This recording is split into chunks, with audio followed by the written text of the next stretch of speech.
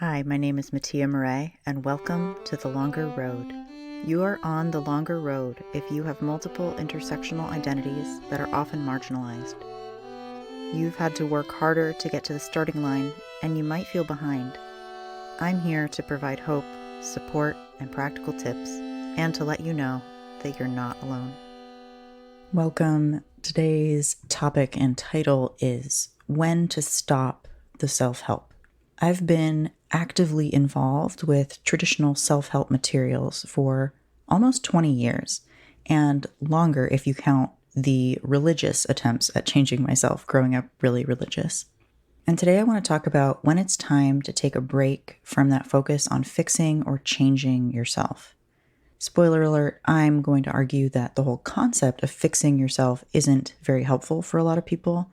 And at the same time, I recognize that people often want to make changes, and it's totally legit to want to change your life or to want to change something about yourself if it's truly coming from you.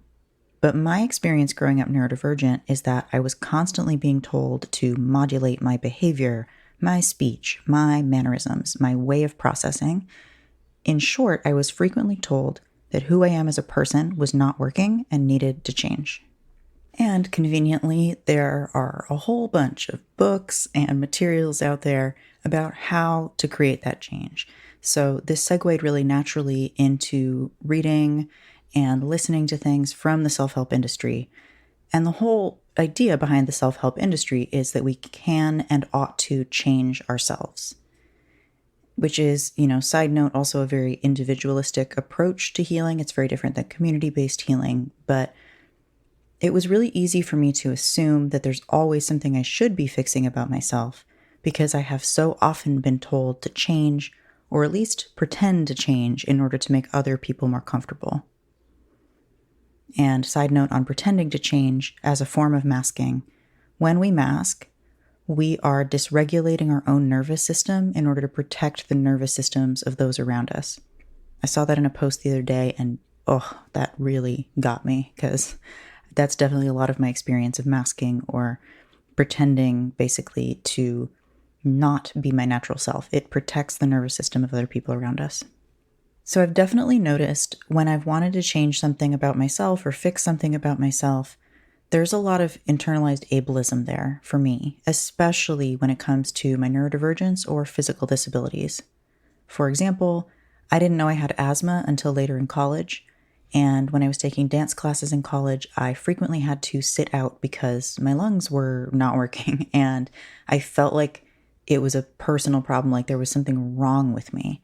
It turns out I just needed an inhaler, but all the messages I'd received around laziness as a child made me think I just wasn't trying hard enough. And that's just one of many examples where there actually was help and support available, but I didn't know that because I was brought up in this very individualistic, there is something wrong with you. Again, that specific Christian lens that I grew up with, this idea of sin and that there's something wrong with me, that permeated my thinking about myself and the world so thoroughly that I didn't even start to question that until adulthood, basically. Another example, I used to cry and cry and cry when I was about 11 years old because I thought one of my good friends was a much nicer person than me. And this is so funny looking back from an autistic lens because I thought she was always sweet and kind because I was seeing her external behavior. And I was very upset by my own thoughts and urges that were not sweet and kind. In retrospect, I was having some intrusive thoughts, and several of my autistic traits were coming together to create this perfect storm of feeling inadequate compared to my friend. Specifically, those autistic traits were high empathy, high metacognition about my thoughts, so knowledge of my thoughts, black and white thinking, rigid thinking, strong ethics, and a tendency to say exactly what I was thinking and what I meant. So I was feeling and noticing all of my own internal experiences and comparing them to someone else's external experience and then judging myself as a bad person compared to her. And I actually mentioned this to her when we encountered each other on the internet years later, and she thought it was hilarious because, she did not think of herself as a particularly good person, and she certainly did not think of me as a bad person relative to her. So, as an adult, it's a lot easier to do that mental checking of what's actually happening, kind of that reality check a little bit. But as an 11-year-old autistic kid, that was just my experience, was I'm bad, she's good. And all of that came together in that particular example in me thinking that other people's external experience closely mirrored their internal experience. Because for me, that's true. I didn't know that some people were hiding how they felt or tempering their unkind thoughts. I just thought I was an unrepentant asshole making people feel bad and that everyone else was genuinely kind and nice. And I've noticed similar things coming up throughout my adult life, which is why I brought up this example, when I basically assume that I'm the fucked up and broken one and other people are not struggling in the same way. And I think that this is a really common neurodivergent experience. I've heard it over and over again in a lot of settings.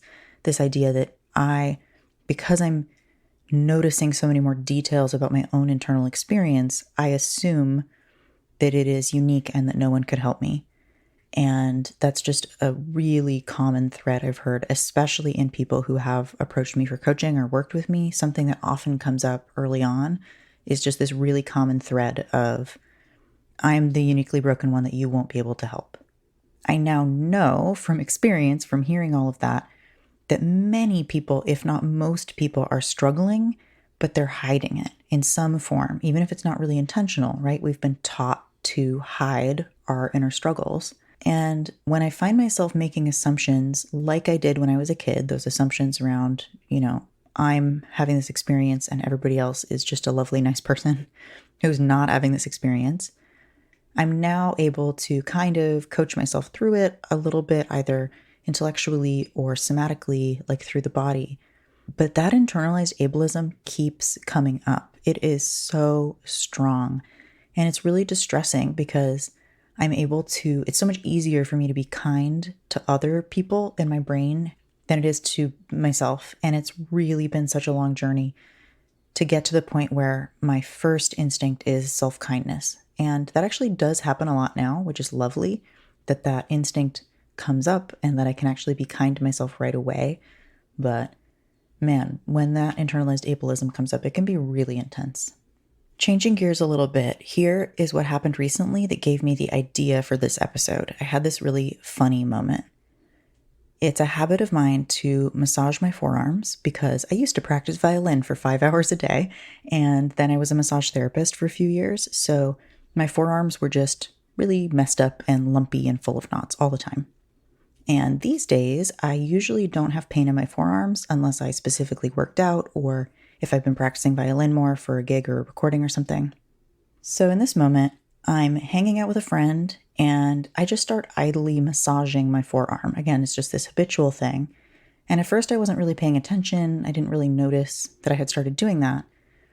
And because of that massage therapy training, my fingers naturally start seeking out knots. So I find that classic lump in my forearm and I start massaging it.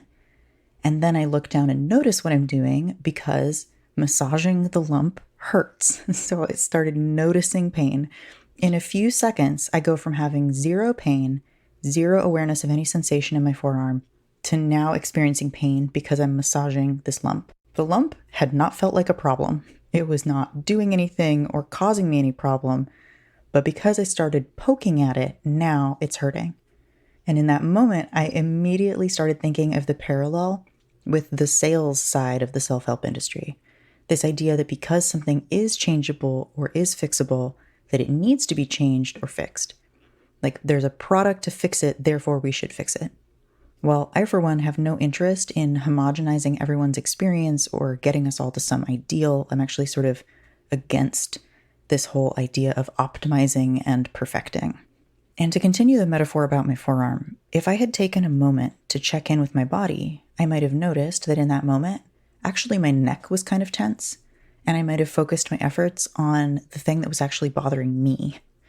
But because I was doing this habitual thing of just seeking and destroying lumps in my forearms, I created a sensation of discomfort and pain rather than relieving what was actually bothering me. I know it can be hard to even start to piece apart how many of our decisions are affected by advertising. And if you're on social media, particularly social media advertising, because some of it is subtle and really repetitive, they just keep showing you the same thing. And looking back at my own past, how many times have I decided to take a course or program or read a book or learn about a topic because I heard someone talk about it or saw an ad about it and was like, oh yeah, I guess that's a thing I could work on. Sure, I probably have that problem or label, and sure, I could work on that. Again, not that there's anything wrong with seeking help when you really want or need it. And I have had that experience as well, where there was something I'd already been thinking about and then saw someone describe, oh, here's the term for what I'm experiencing. And look, there's this, course about it made by a lovely neurodivergent person. Like, that's awesome. And at the same time, I just recognize this in myself, that sometimes there isn't really a problem. It's just because I've been presented with the solution, now I'm seeing the thing as a problem, even though it wasn't actually bothering me or doing anything to my life. So here's some questions I've been asking myself lately when I have the urge to change or fix something about myself. And I'll pop these questions in the show notes as well, so you can reflect on them if you want to. 1, is this actually causing me any harm, this perceived problem? 2, is it harming anyone at all? And if yes, is that harm actually meaningful, or am I mostly being harmed by the shame around it? 3, if I change this about myself, what might better look like? Is that definition or desire coming from me or suggestions outside of myself? 4, is paying attention to this particular, quote, problem keeping my attention away from anything deeply important to me? If I did not put time, attention, or money into this problem, what might I want to do instead? And 5, this is the big one. If I never changed again, would I still love and accept myself? I've been asking myself that last question for years. And sometimes I put the word still in there because I do generally love and accept myself. But when I started asking myself this question, it was just, if I never changed again, would I love and accept myself? And the answer was definitely no. The first time I asked myself that, I was like, no, I'm not there yet. I'm not lovable yet. But I am. And that's a lot of the journey toward feeling like we're enough, is the answer to that question becoming yes. If I never changed again, would I love and accept myself? That's a yes for me at this point. Again, there are still things I would love to change or love to improve, or, I still have that fixing mindset some of the time. And at the same time, I do accept myself the way I am at some deep level. And that has lowered, I think, my internal stress levels enormously. Because now when I do something that I perceive as messing up, I have a very different natural response internally. And just as a meta point, if you are sitting there thinking that that's something you need to change about yourself, that you need to reach this point of love and acceptance, I like it. It's been useful to me.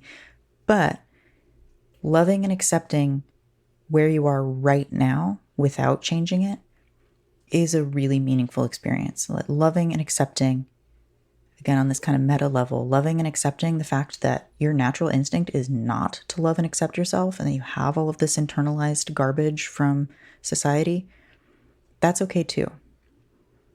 And just stepping away from the desire to fix and change, I think, has changed my relationship to myself and to the people around me as well. So if any of those questions maybe help you not purchase something and instead refocus attention on what really matters to you, that's cool. Or maybe you love your answers and you find something that you're like, this actually is something I want to work on, and you go ahead with learning about it or changing something. That's great too.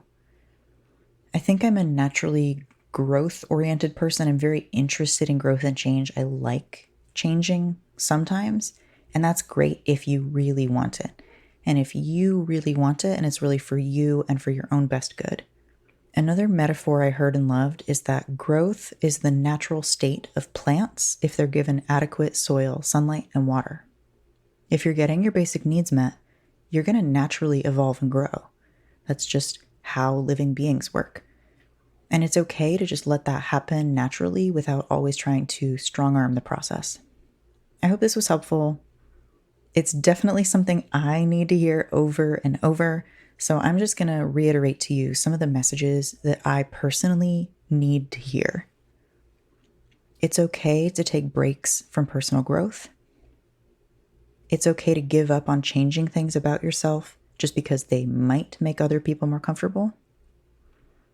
It's okay to focus on what your body and mind actually want and need, whether or not those line up with messaging from people around you. I bet you're actually doing a great job with the circumstances you've been given. Even if you never change or fix another thing, I love and accept you. Do whatever the fuck you want. You're awesome. And just like Mr. Rogers, I truly do like you just the way you are because you're you. Have a great week, and I will plan to have another episode up next Friday. I am switching over to posting on ADHD Flourishing every week on Fridays. That is my intention, and I will be posting on The Longer Road as I can. Thanks so much. Thanks for listening. If you know someone who would be helped by this podcast, please share it with them. And I'd love to hear your thoughts and suggestions at mattia@mattiamurray.com. That's MATTIA at MATTIAMAUREE.com. Thank you.